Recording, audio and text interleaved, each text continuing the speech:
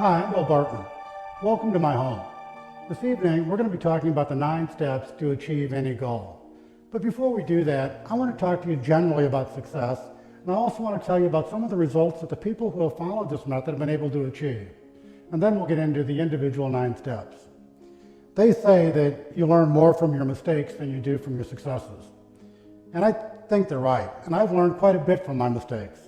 I've learned probably the most important thing that anybody could learn from a mistake, and that is I've learned the secret of success. I've learned that in order to be successful, you have to be willing to take risk. And most people are afraid to take risk because they're afraid they're going to fail. And most people are afraid they're going to fail because they worry about what other people think about them. So the real secret of success is to be able to find a way to raise or increase your self-esteem. Because if you could raise your self-esteem, you'd be less concerned about what other people think about you. And if you're less concerned about what other people think about you, you'd be more willing to take risk. And if you're more willing to take risk, you mathematically increase your chances of success. So I can look and see that some of you might be saying, well, Bartmann's been lucky and he's made a couple of bucks and he's done a couple of things, but what does he know about self-esteem? Well, I have a degree in psychology, but I don't think that makes me an authority on self-esteem. I've written a book about self-esteem, but I don't think that makes me an authority on self-esteem. Now, I think I'm an authority on self-esteem because I've lived it. I've seen both sides of self-esteem. I've seen low self-esteem and I've seen high self-esteem. I've seen the face of low self-esteem as I grew up as a child in welfare and poverty. I saw it as I was a 17-year-old kid laying in a hospital bed, scared to death because I was paralyzed from my waist on down. I saw it as a young man who was fired from his job. I saw it as a husband who had to support his wife and 2 small daughters for an entire year on a $10,000 limit credit card. I saw it as a man who had his cars towed away by the IRS because he couldn't afford to pay his taxes. And I saw it as I stood in front of a bankruptcy court and had them take away everything I'd owned and worked for my entire life. And I saw it as I was afraid to reach inside my own mailbox to pull out the bills that were inside, knowing that I couldn't afford to pay them. And I saw it as I contemplated the how, not the if, of my own suicide. I've seen the face of low self-esteem, but let me put a little color on that for you. I'm one of 8 children. My dad is a janitor, my mother cleaned houses for a living, and though they both worked every day of their life, the meager income they generated from those 2 jobs just wasn't adequate to feed 10 of us. So we got by on handouts from the Catholic Charities, Salvation Army, and from welfare. We moved in and out of 8 different rent houses by the time I was 14 years old. Some of those houses didn't have indoor plumbing. 2 of them we were evicted from because the city said they were unfit for human habitation. I left home when I was 14. I lived at a John 3:16 mission. I've lived under a bridge viaduct. I lived one whole summer in a farmer's hayloft until he found me and burned my clothes. I joined a traveling carnival when I was 14 years old. And for the next 2 years, I traveled the country. And when I was 16 years old, I upgraded and joined a street gang. The name of the gang was the Manor Boys. The name came from an abandoned building that this gang had taken over. There were 40 of us all together, and if you've ever seen the movie Oliver, you have some image of what it was like. All of these teenage kids living without adult supervision. During the next 2 years as a Manor Boy, I know we broke all the commandments, and I'm pretty sure we broke most of the laws. Some of the Manor Boys died, some committed suicide, some went to prison. None of them joined the priesthood. And during those 2 years that I was a Manor Boy, I learned how to fight, I learned how to drink, and by the time I was 17 years old, I was an alcoholic. Now, when you're a carny and a member of a street gang, going to school isn't important. And it wasn't important for me. I didn't go any more often than I had to. And in fact, I didn't go at all unless the truant officer caught me, and he wasn't that good, so he didn't catch me that often. Subsequently, I spent 5.5 years in high school, and I didn't graduate. By the time I was a junior the second time, I was reading at the 5th grade level. When I was 17 years old, I tried to enlist in the Marines, and they rejected me. They told me I couldn't hear in one ear and was deaf in the other. I've seen the face of low self-esteem, but I've also seen the face of high self-esteem. I saw the face of high self-esteem as I went from that life of welfare and poverty to becoming the 25th wealthiest person in America. I saw the face of high self-esteem as I went from that 14-year-old homeless kid to a $2 million, 12,000 square foot home. I saw the face of high self-esteem as I went from a high school dropout to becoming a lawyer and having Harvard Business School do a case study on my management techniques. a case study they still teach today to all of their MBA students. I saw it as I went from working at that traveling carnival to being named the National Entrepreneur of the Year by NASDAQ, USA Today, Business Week, and the Kauffman Foundation. I was then inducted into the Entrepreneur Hall of Fame. And then I was named as one of the top 100 entrepreneurs in America for the last 100 years. I saw it as I went from being a member of that street gang to being awarded a permanent place in the Smithsonian Institute's Museum of American History. They said it's because I created information technology that revolutionized an entire industry. And I saw it as I went from that teenage alcoholic to being awarded the American Academy of Achievement's Golden Plate Award, an award they previously bestowed upon 5 US presidents and 3 Nobel Prize winners. I saw it as I went from eating out of a dumpster to dining at some of the finest 5-star restaurants in the world. I saw it as I went from riding a city bus to flying my own $25 million jet aircraft. I saw it as I went from drawing unemployment to employing more than 10,000 people here and abroad. I saw it as I went from being over $1 million in the hole to over $1 billion to the good. I have seen both sides of self-esteem, and that does make me an authority on it, and it makes me the person who's able to tell you that the real secret for you to achieve whatever you want to achieve, to become whatever it is you want to become, starts with the lowest common denominator. It starts with self-esteem. So if you can find a way, and I can show you the way, to raise and increase your self-esteem, then any goal you set for yourself, you'll be able to accomplish.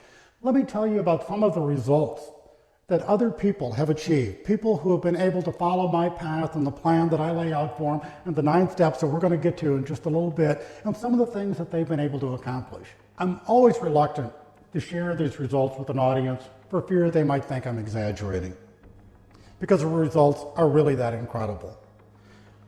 I have been doing this now for over 20 years, and I've done this with over 1,000 people. And the results I'm going to share with you have all been audited by the IRS because they wanted to be there to get their share. And every single one of them has been the subject of either a major newspaper or a major magazine or a major TV story. Because I work with these people very, very closely, frequently I'm invited to share the celebration. And because I've been invited to share the celebration, I have been physically present when these people have achieved their promises. One of the people that I've been able to work with, and I was personally present when that individual achieved his promise, when he achieved his goal, and he received a $10 million check. There's another individual that I worked with, and I was personally present when he received his promise and received a check for $3.2 million. There's a third person that I was personally present for when he achieved his promise and received a check for $2 million. There's also a young lady that I worked with, and I was personally present when she achieved her promise and received a check for $1 million. Now, there also are hundreds of other people, some of which I was not present for, however, that attained their promise, and they received checks that were anywhere from $200,000 up to $1 million. But not everybody's goal or promise has to do with money. Some of them have to do with things other than money. I was personally present when one of the ladies I worked with, a mother of 8 children, achieved her promise. And she was able to spend 2 weeks on the streets of Calcutta, India with Mother Teresa before Mother Teresa died. There was also a young black man who wanted a recording contract from Nashville. I was present the day he received his recording contract. There was also another young man, although he's an American citizen, he's of Mexican descent. And his promise and his goal was to become a member of the Mexican Olympic team. I was present the day that occurred. And then there was a husband and wife, and their promise was they wanted to take a camel safari to Africa. I was present when that happened as well. So these promises, these goals, these results, these things that we're going to be able to talk about, and things that I'm going to show you how to be able to do with these 9 steps, some have to do with money, and some don't have anything at all to do with money. And quite frankly, there are times when those are the goals you admire the most. Those are the goals that I enjoy helping people accomplish. And I'm not opposed to money. I think money's kind of a neat deal, and I'm in favor of it. But I think we should also understand there are other things in life besides money. There are 9 steps to achieve any goal you want to achieve. And there's no way for me to tell you which one of these is more important than the other, because I think all 9 of them are equally important. But I had to put them in some kind of order, so let me start with number 1. And that is, make sure the goal you're setting for yourself is indeed really your own goal. And I know that sounds like a contradiction in terms, it sounds like a stupid statement, but think about it. Think of all the people you went to school with. Think of the people that became businessmen, that became lawyers, that became doctors, not because they wanted to, but because their mom or their dad wanted them to. Think of all the little kids who are out there playing Little League, not because they want to, but because their parents want them to. Think of all the people you know who are out there trying to achieve a goal that they don't even want. And that's probably the saddest commentary you could ever come to in your life, is to wake up and be 45 or 50 or 60 years old and realize that you've spent your entire life chasing something you really didn't want. So the most important thing, and the thing you should spend the most time on, is trying to figure out, what do you really want? What's really important to you? Think of the old expression about the dog that caught the car. Don't be that dog. You know, we understand the metaphor where dogs chase cars and they're barking and laughing and giggling and think that's just great, that there they are pursuing this thing. What would happen if they ever caught one? Well, that's what happens to people on occasion. We wake up and we've caught the car. So it's really crucial that you spend serious time thinking about, why are you after this goal? Why is it important to you? What is it you really want to achieve? And until you can answer that question, you really shouldn't even start. The second step, and it's going to contradict some of the things we've said because I have to do it in this kind of a logical fashion. I've used the word goal a number of times because that's the way people think about this process that we're now talking about. But when that word goal comes to your mind, what do you think? Now let me tell you what most people think. They think goals are something that we should strive for. They think goals are something we should attempt to do. They think goals are something we should try to obtain. Now think about that. Try, attempt, strive for. Aren't those mealy-mouthed words? Don't they say to you, don't they tell your subconscious, probably not going to get there, probably not going to happen, probably not going to succeed at achieving this goal? And if that's not enough, then think of what you know about goal setting and goal achieving, using yourself as a frame of reference and using everybody else you know as a frame of reference. What do you know about goal setting and achieving? And what you know is that most people don't achieve the goal they set. And whether we're talking about you individually, or whether we're talking about the people down the street, or the people you work with, or the people you know of, we all know lots and lots of people who have set goals and didn't reach them. We know in our own experience, we've set our own goals and we failed to reach them. What does that tell our brain? Again, then when we set a new goal, it says, well, we're supposed to try, we're supposed to attempt, we're supposed to strive. Oh, and by the way, my own history and the history of a lot of other people I know is they failed at achieving their goal. Well, what signal does that send to your brain? The signal it has to send is, hey, boys and girls, we're probably not going to get this one any more likely than we got the last one. Now change the words. Change the semantics. Instead of using the word goal, substitute the word promise. Now, what do you think when you think of the word promise? You don't think of something you're going to try to do. You don't think of something you're going to attempt to do. You don't think of something you're going to strive for. When you give somebody a promise, you plan on keeping it. You expect to keep it. You believe you're going to keep it. You don't give a promise unless you're just so dead certain you can do that thing. Well, how different would the results be if instead of calling it a goal, we called it a promise? I'm telling you that small semantical change makes all the difference in the world, because unless your brain is working with you, unless your subconscious is helping you, it is doing exactly the opposite. It's slowing you down, and it's trying to detract you, and it's trying to keep you from suffering failure. And so what it does is it begins to rationalize away, hey, you've already missed your goal, other people have missed goals, you don't need to make this. But when you set a promise, something different happens. Now your brain starts helping you because it doesn't want to let you down. It wants you to keep your promise. It wants you to be able to deliver this thing you've always been able to deliver in the past. The word promise is a lot more powerful than the word goal. Let me tell you about the power of the word promise. When I was 17 years old, one night while in a drunken stupor, I fell down a flight of steps. I crushed 2 vertebrae. The next morning I woke up in a hospital bed and I was paralyzed from my waist on down. Now, I stayed in that hospital for over 5 months. And it was about 2 months into the program when I had a visit one night from my mom, my dad, Dr. John T. Mobley, and a Catholic priest by the name of Monsignor Anthony Sigler. Now, I'm 57 years old, and that happened when I was 17. That's 40 years ago. And I can remember their names and remember their faces, and I can remember the conversation like it was yesterday. Dr. Mobley had all the bedside manner of a bedpan. He walked up to the bed and he said, "Bill, we've done all the tests. We've done some of them twice. And you're paralyzed, you're never going to walk." And with that, just to give some silent corroboration to what he said, he lifted up the blanket off of my paralyzed legs, took out this thing out of his pocket. It looked like a cowboy spur on a stick. It was just a little metal handle about that long and had a little needle sticking out in a circle. And he ran it up and down my legs, and it created little pinpricks of blood. And it was almost surreal. I could see the blood, but I couldn't feel any pain. Now, I'd grown up on the street for the last 3 years, and I thought myself a pretty tough guy. And on the street, you learn not to cry, you learn not to show any fear, you learn not to show any emotion at all. Because if you do, that can be really bad for you. That night, I was one scared 17-year-old kid. That night, I cried myself to sleep.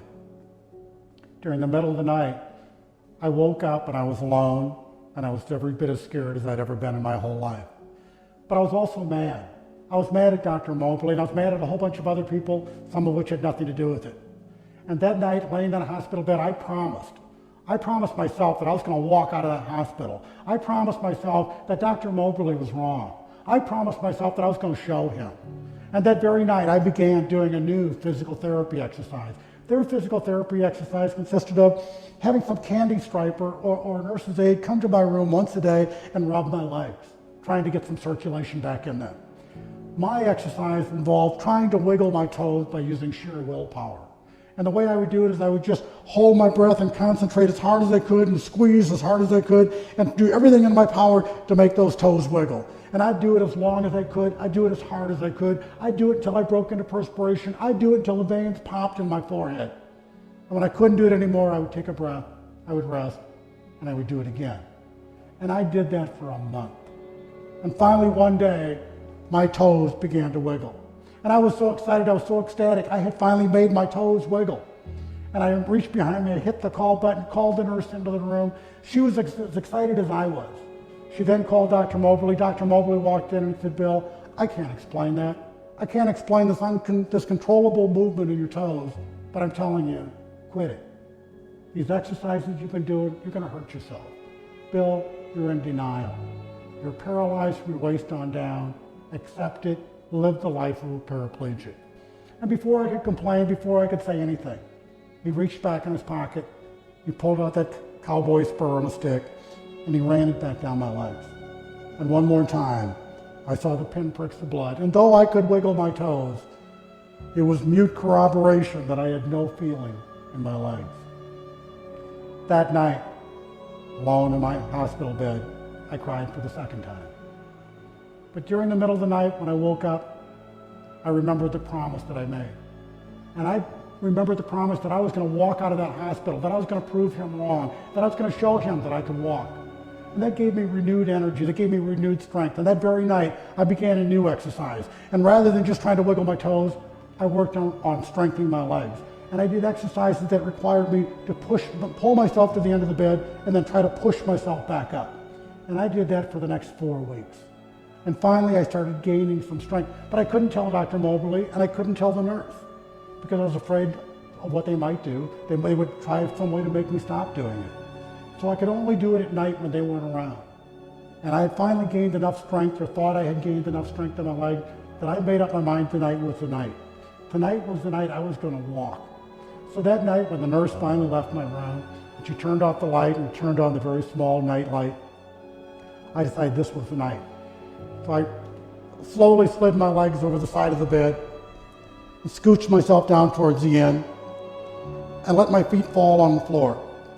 And for the very first time in 5 months, my feet were on the floor.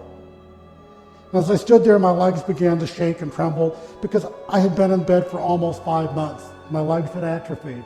My legs looked like baseball bats. I looked like I was a polio victim. And I couldn't stand very long, even holding on to the side of the bed. So after a while, I'd have to pull myself back up catch my breath and let my legs rest. And then as they would rest, I would slowly put them back down. I had to do that a half a dozen times. And finally I got to where I could stand on my feet all by myself, but I had to hold on to the bed. And while holding onto the bed, I thought, okay, this is it. This is the night. I'm going to walk. I'm going to take my first step. And with that, I slowly moved my foot forward and dropped it down on the floor. And to do so, I had to let go of the bed with one hand. And I was okay with that because I could hold on with the other hand. But in order to take the next step, in order to go one more step, I had to let go of the bed altogether. And that's when I made up my mind I was ready to do this. I was ready to keep my promise. And I put all my weight on my right leg and I lifted up my left leg and I plopped it down on the floor. And for the very first time in now over 5 months, I was unattached to the bed and I had actually walked. I was beyond myself with excitement and joy. And I had to show them right then and there that I could do this. And I was afraid to go back to bed. I was afraid to sit back down in the bed for fear that I might not be able to get back up again. So I ambled over to the side of the bed. I found the call button. I pushed it, knowing that it was going to take the nurse a couple of minutes to show up in my room. And with that, I started walking slowly towards the door. And I got halfway between my bed and the door. Now you have to remember and understand, it was dark in my room. The only light was a very small night light. The hallway in the hospital was well lit. So the nurse, having heard my call button, or saw the call button being pushed, starts proceeding to my room. Well, by now I'm standing essentially in front of the door, of this closed door into my room. And I didn't mean to frighten her, but as she walked into my room, and her eyes had not yet adjusted to the dark, and opened the door, she was standing face to face with a guy who's supposed to be laying in bed. She let out a blood-curdling scream. And I don't know if you know how it is in a hospital, but when a nurse at 2 o'clock in the morning answers a patient's call button and goes to the room and immediately issues a blood-curdling scream, all pandemonium breaks loose. There's total chaos in the hospital. The nurses who are still at the nurse's station do what they're supposed to do. They push the panic button. And when they push the panic button in a hospital, the little blue lights in the ceiling come on, the security people show up, all the medical personnel on the floor run to that room to take care of whatever the emergency and whatever the problem is. And as all those people started filtering into my room and circling around me, they all had the same look of befuddlement on their face. They knew I was paralyzed. They knew I couldn't walk. And there I was standing in the middle of the room in front of them. For the last 5.5 months, as I laid in that hospital bed, an open back hospital gown seemed like a really good idea. But that night, as I finally stood on my own feet and all these people were circling around me, it seemed like less good of an idea until I felt that cool breeze. And it wasn't that I wasn't embarrassed, because I was embarrassed, but the cool breeze on my butt meant that I could feel. And it was a neat feeling. Step number 3 is clearly identify your promise. Most people don't do that. When you ask people what they want or what they want to be when they grow up, you hear all kinds of vague, ambiguous, almost platitudes like, I want to be rich, or I want to be famous. So when I start working with people and they tell me they want to be rich or they want to be famous, I say, great, how rich? How famous? Help me identify and help me understand what rich means to you. Help me understand what famous means to you. Because if you can't identify your promise, if you can't clearly identify it, you're going to have great difficulty in achieving it. Think of that childhood game called Pin the Tail on the Donkey. When you don't have the blindfold on and the chart is up against the wall and you have the pin in your hand, it's real easy to walk over there and exactly pin the tail where the tail belongs. But when they blindfold you and they spin you around and then they let you loose and tell you to go do the very same thing you just did, it's almost impossible. Why? One thing has changed. You no longer can clearly see the target. So in order to achieve a goal, in order to achieve your promise, you have to clearly identify it. Be as specific as you can about what it is you want and what it's going to look like when you get there. If you can narrow it down, if you can specifically identify it, if you can see it in your mind's eye, if you can absolutely describe it, then it becomes so much easier to achieve. Step number 4 is identify your personal motivator. Let me explain what that is. In order to achieve a significant goal, in order to achieve a significant promise, you're going to need to have lots and lots of motivation. It's going to be so easy to lose track of what it is you're after. As soon as it becomes difficult, as soon as it becomes challenging, as soon as you become frustrated, as soon as it doesn't show up exactly on time, it's so easy to quit. It's so easy to change your mind and say, oh gee, I really didn't want that anyhow. But if you have a good motivator, if you have something that'll keep you on fire, if you have something that'll keep you passionate about achieving this particular objective, then you can face frustration. You can face challenges. You'll find a way to overcome them. And your personal motivator can be either a positive motivator or it can be a negative motivator. Because everything in our life is focused on one of two things. It's either we're trying to move towards pleasure or trying to move away from pain. Your motivator can be either positive or negative. And some of us are more motivated by showing somebody that we can do it. My example of Dr. Mobley. I don't think I'd be walking today if I had a positive motivator. Instead, I had a negative motivator. I found more energy and more strength in showing him that I could walk than I ever could have had if I'd had a positive motivator where I was attempting to do it for someone instead of to show someone. So as you think about your goal, as you think about your promise and how you want to achieve it, try to identify the thing that will motivate you the most. Is it that you want to do it for your family, that you want to please somebody, that you want to help somebody, that you want to do it for all of what we call the good and the right reasons? Or are you doing it for exactly the opposite? That you want to show somebody that you are capable. You want to show somebody that didn't have faith in you. You want to show somebody that said you couldn't do it. And it doesn't matter which one you pick. There's no right or wrong. There's only the one that will work for you. I tell the students I work with of my example, the one that got me through college. Kathy and I met when I was 14 and she was 11. During that era of my time, I was a troublemaker. I was a rascal. I was a gang member. I was a teenage alcoholic. I was a high school dropout. I was a bad person. Kathy's sister, Connie, told Kathy that Kathy shouldn't date me. And I found out about that. And though today I agree with Connie that Kathy probably shouldn't have dated me, back then that hurt me. That hurt me a great deal. So as I began to succeed, as I got my GED and got into college, I needed a motivator. And Connie became my motivator. I took a little 5x7 index card and I wrote her name on it. I taped it to the wall directly behind my study desk. And every night as I would study, I'd have my head down doing my homework and getting ready for the next day's classes, and it became evening and I became tired and it was time for me to stand up and go to bed or whatever I was going to do. The natural inclination is to raise your head and look at the wall directly in front of you. And every time I did that, I would see Connie's name. And every time I saw Connie's name, it reminded me that she said that Kathy shouldn't date me. And that gave me new incentive to sit back down, turn a few more pages, study one more chapter, spend a little more time doing my homework, because I was going to prove that Connie was wrong. Connie and her negative motivation got me through 4 years of college. 25 years after that happened, Connie found out about it.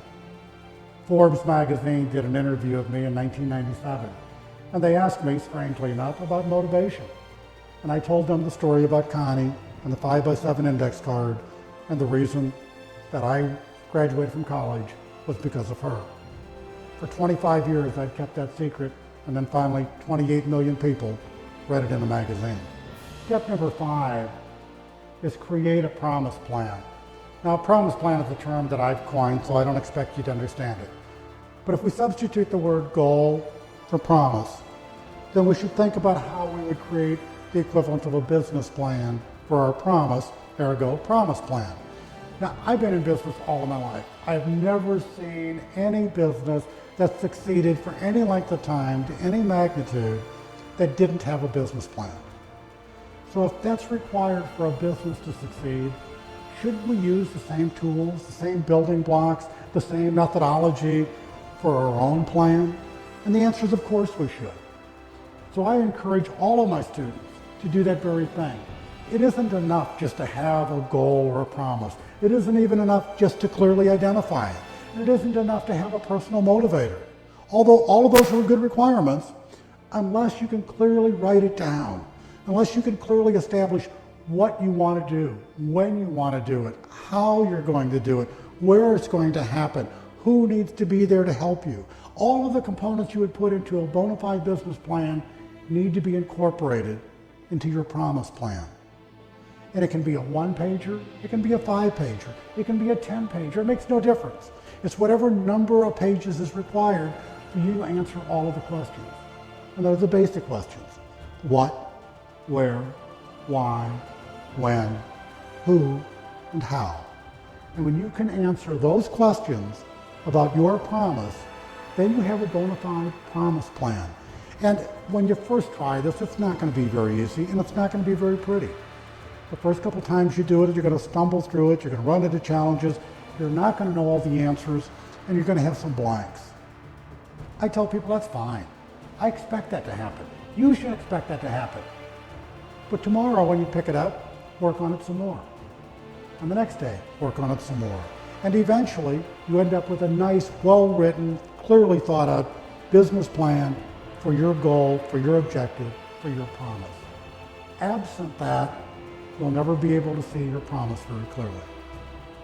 Step number 6 is review your plan regularly.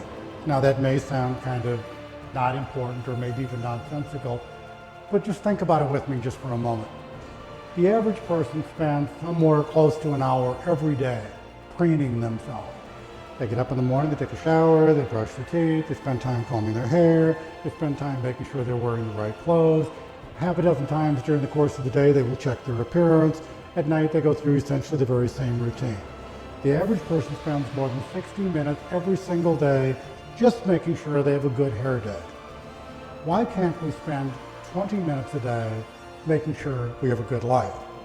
So if everybody would take 20 minutes out of their day, and they can pick any 20 minutes they choose to, just to sit down and do the previous step, review their promise plan. Look at the where, the why, the when, the how, the who. Look at all of the questions and see if anything new has come to mind. See if anything new has changed since you wrote whatever it is that happens to be on your paper. Just making yourself spend 20 minutes focusing on those simple questions, helping you focus on your goal, makes the goal all that much more attainable, all that much more achievable. Because all of a sudden your brain starts helping you instead of frustrating you. It starts looking at the things you previously have written, and it starts showing you the things you hadn't thought of before. And by showing you what you hadn't thought of before, and now adding that onto your promise plan becomes better, it becomes more efficient. And isn't that what we really want to do? And part of that process of spending 20 minutes every day is making sure you keep your eye on the prize, making sure you stay focused on your goal. There have been self-help and success gurus from day one who have always said that. Keep your eye on the prize, stay focused on the goal, and they give us all kinds of little techniques to use. Some people recommend that we stick these little yellow Post-its all over the house. Well, I don't know about you and your house, but I can't get away with that at my house. Other people say, well, why don't you take a 5x7 index card and put it on your shaving mirror? Well, I don't know about you, but my shaving mirror gets kind of foggy in the morning. So I think we need to find new ways. We need to find better ways. We need to find ways that will constantly remind us every day, multiple times during the day, of the very promise we have made ourselves. In order to accomplish that, I've come up with a way that I found works wonderfully. It's called a pocket promise. On the front of it, and it's just a little 2x3 business card sized piece of paper. And on the front of it, the words pocket promise. And I like those two words so much that I had them registered as a trademark. And then on the back of the pocket promise is whatever your promise happens to be. And then you have it laminated. And by having it laminated, it stands the test of time, and it gives it a little bit of rigidity. It doesn't get all dog-eared as you put it in your pocket. And I carry mine with me every single day. And so think about how this works then. In the morning when I get dressed, I reach on my nightstand on my dresser, I grab my keys, my comb, and all the other paraphernalia I'm going to put in my pocket, including my pocket promise. I put it in my pocket. During the course of the day, because I'm an average guy, I put my hand in my pocket a dozen times. And while I'm doing that, I bump into my pocket promise and I feel it, I touch it, and I think about it. And every night when I come home, I then have to take all the stuff out of my pocket so I can hang my clothes up, and I have to put my pocket promise back on the dresser or the nightstand. And by doing that, I've now come in contact over a dozen times during the course of the day with my promise and with the promises written on the back. And by doing that, I am perpetually reminded of what it is I told myself was important. So I never lose sight of it. Because most of us, we think of our goals kind of like New Year's resolutions. They're lofty ambitions that we make on a given day, and we never think about again until we realize one day we failed at it. By doing this, you are perpetually reminded every single day. Step number 7 is you have to tell yourself that you are in fact going to be able to achieve this goal. And some people think that's silly. They think, self-affirmations are voodoo or some kind of mystical or spiritual thing. And they're not. They're much more than that. By telling yourself that you are going to achieve this promise you've made to yourself, by reinforcing it as many ways as you can inside your own subconscious, what you're really doing is just layering one reinforcement on top of another reinforcement on top of another reinforcement. And the more you can convince yourself that you are capable of doing this, the more your subconscious mind begins to assist you with this. And it's not a silly little game. Let me give you a great example that very few people are aware of. Back in 1997, I tried to buy the Chicago Bulls, entered into negotiations to buy the team, and in the course of the negotiations, I got to meet many of the players. Got to meet Michael Jordan, Scottie Pippen, and Dennis Rodman. And Dennis Rodman was then labeled the bad boy of the NBA. Dennis Rodman was the guy with the body piercings and the tattoos and the wild antics.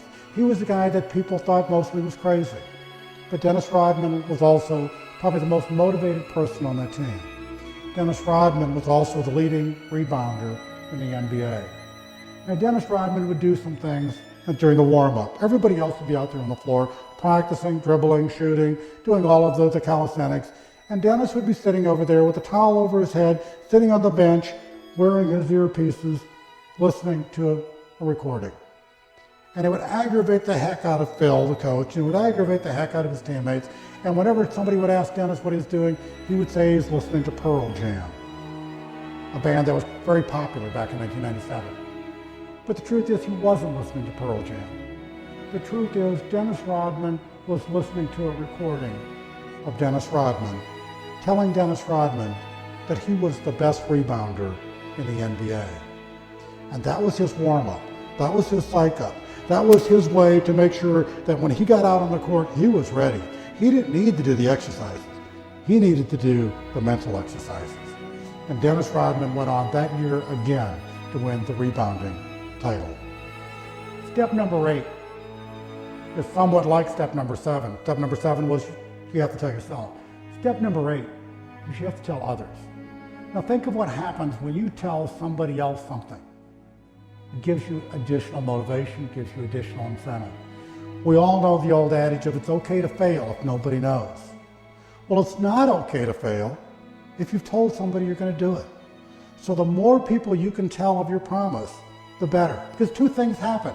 One, you increase the number of motivators you have, whether they be positive or negative. You now have a whole raft of other people who now know of your promise. And that gives you additional incentive to make sure you accomplish that promise. The other thing it does is it gives you resources. When you tell people you're going to achieve a promise, some of them will help you. They bring tools to the party. They help you. They become people who will assist you achieve and accomplish your objective. And if they had never known, if they'd never heard, if they weren't aware, they couldn't possibly have assisted you. I tell the Jimmy Brown story about a young kid who wanted to become an international photojournalist.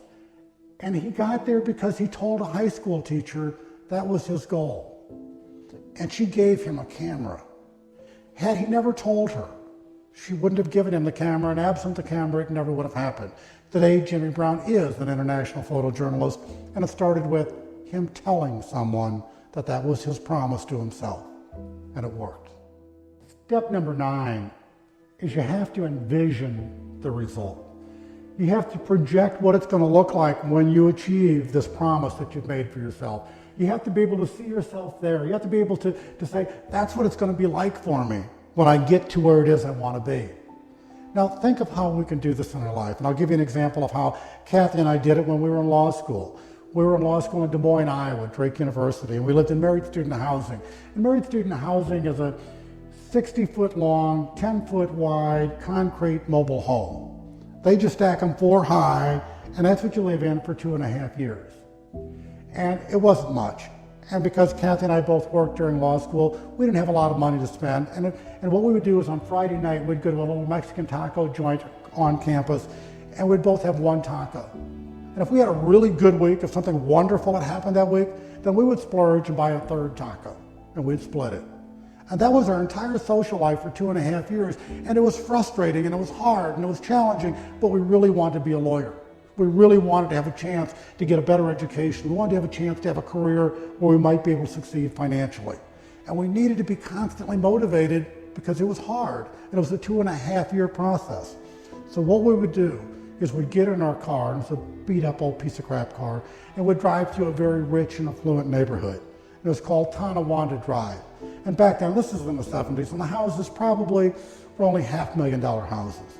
But to us, they were mansions. They were beyond anything we could imagine. They were beyond things we could ever hope for. And yet, because we wanted to become a lawyer, we had set our goal to be in that kind of a house. So we'd drive down Tonawanda Drive, and we would mentally shop. Which house would we want to buy? Which house would we want to live in? What would we do to that house? How would we change it? Why do we like this house better than that one? And we role-played our way right into it, believing that we were going to have a house like that. Those were $500,000 houses. Today, Kathy and I live in a $2 million house. We succeeded by being able to envision the result before it ever happened. You need to be able to see yourself in the moment of success. I've now given you the 9 steps to achieve any goal. And these 9 steps work. And they have worked for thousands of people over the last 20 years. And they have produced the kind of type of results that I shared with you earlier. Now they may look like child's play, and they may look like common sense, and they may look like things you've heard from other people before. But I'm telling you, if you do these 9 things, and if you do them religiously, and if you do them with the vim and the vigor and the effort and the energy that I've asked you to do, that any goal you set for yourself, any promise you make, you'll be able to achieve. Now, in order to do that, there's one more step. You need to be able to review this process every single day of your life. You need to stay focused on what it is you're doing. You need to spend 20 minutes concentrating on where you want your life to be. You need to spend time, and 20 minutes isn't that much, looking at your plan, looking at your goals, looking at where you've been, looking at where it is you're going. And if you can do that, if you can spend 20 minutes a day just worried about your future, instead of worried about your hair, or worried about whether your paycheck is going to clear, or worried about some bill, or worried about some other minor thing that 10 minutes from now is never going to be important to you again as long as you live, if you can instead spend 20 minutes worrying about your family and your future will be so much more rosy. Things will be so much better for you. So in parting, let me leave you with this last thought. You need to take your dream to bed with you every night. As you lay down and you're ready to go to sleep, the last thought, the thought you should try to go to sleep with, is you envisioning yourself succeeding. You seeing yourself in the life and the role and the status and the location that you aspire to be. Number 1, it's a pleasant thought. Number 2, it'll allow you to go to sleep quickly. And number 3, it gives your brain something to do while you're sleeping. When I tell you to envision the result and to see yourself and to take this dream to bed with you at night, what I'm really telling you to do is use your imagination for a positive rather than for a negative. Every one of us has worried about something. And when you think about it, what is worry? Worry is using our imagination to presume that the worst is going to occur. All I'm asking you to do is to use your imagination to presume that the best is going to occur, to presume that you are going to succeed, to presume that the good thing will in fact happen. It's just as easy to think about the good thing as it is to worry about the bad thing. So good luck. If I can help, please give me a call.